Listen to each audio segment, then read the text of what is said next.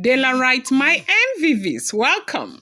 Lori Toby is alleged to have been very, very devastated over the fact that her bestie, her very own bestie, has fallen in love so deeply with the Ooni of Ife. That Toby just could not help it. Like it's been something that has broken her heart so much. And here is the story. It is a rumored information. Bear in mind that these are all alleged information. And for me, I'll always tell my viewers that everything you see on social media, you want to take it with a pinch of salt. So they said this lady in question lives in the UK. She is a UK citizen. She is very close to Lori Toby. That they've been doing this their things together.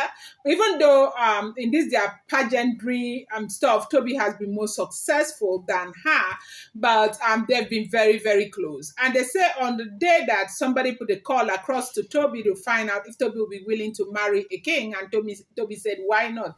They said she was there, and she was the one who was discouraging Toby and telling Toby that you want to marry a king, you do know that that man will not be all yours. The man will be married to other ones, especially our Yoruba king, because they say she is Yoruba British, girl. And so at the end of the day, Oni met with Toby and, liked Toby. And they got to, run that relationship for about 6 years. Oni had to make Toby to start working with him because Toby was actually working with the Ooni of Ife for the longest of time before they eventually got married. And throughout the period that Naomi was in that palace, Toby was with the Ooni of Ife. Yes, it's no longer news. She was there, okay? And so they eventually got married. Now, when they got married, as God will have it, Toby got pregnant, and as she was going through some stuff during her pregnancy and all of that, they said that because of the fact that the king is not supposed to see his newborn children or newborn baby.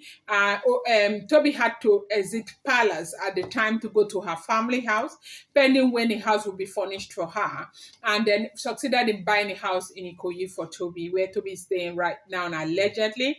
And when it was time to give birth to that child, the friend now said she wanted to come and be part of the Omugwu team. Now, what is Omugwu? For those of you who are not Nigerians who may not know, Omugwu is the first care a mother gets when she delivers. That care with the fact that the child will be crying so much, they will need help around them. Sometimes the mother will be so tired she wants to sleep. There's no other person there to help. It's usually difficult. So usually in Nigeria is the mother of the girl that does the Omugwo. But this one, she is a woman that got married to a very big king. So there were so many other people to do Omugwo for her. And so this girl opted to come from UK. And when she came from UK, they were all happy. It was a very beautiful thing for all of them. Everybody was celebrating the birth of those children and all of that.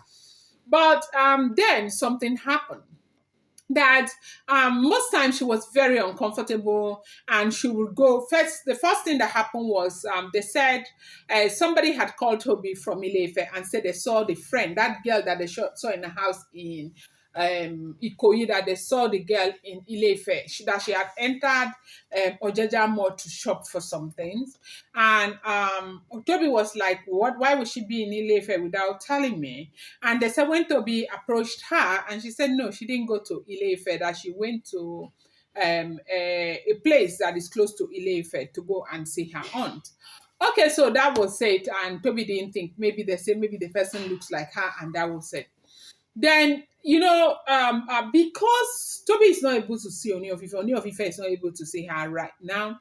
They talk on the phone. That most times Ooni will call her and they will be on the phone for a very long time talking. But you saw what people observed right there was that every time Ooni of Ife calls Toby and they're on the phone for a very long time talking, once they drop the phone, they say this girl gets really, really upset. Like she'll just become moody and become very apprehensive and all of that.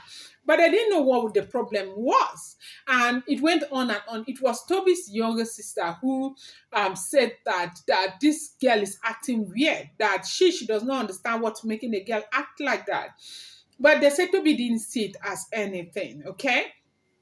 And then one day she was in the bathroom having her bath, and they saw Baba's boy on the phone. The phone was ringing. They saw Baba's boy, and now the picture that came out was somebody that is really, really close to Kabiesi. They said one of those is bodyguards, but this one is very close. Only sees that boy like a son and everything, very close to Kabiesi.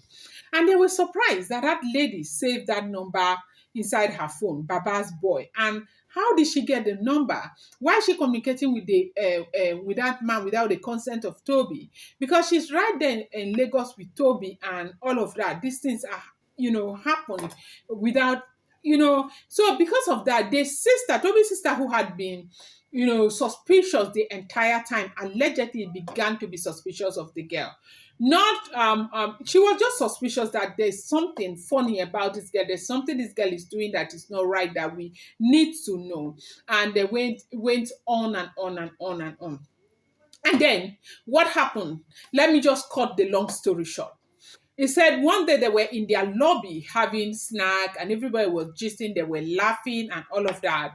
Then the lady excused them to go and take a call or to go and make a call. And this other girl went inside. The lady went out to go and take a call. This other girl went inside to go and from where that lady was standing, you could see through the bathroom window from one of those bathrooms in Toby's house.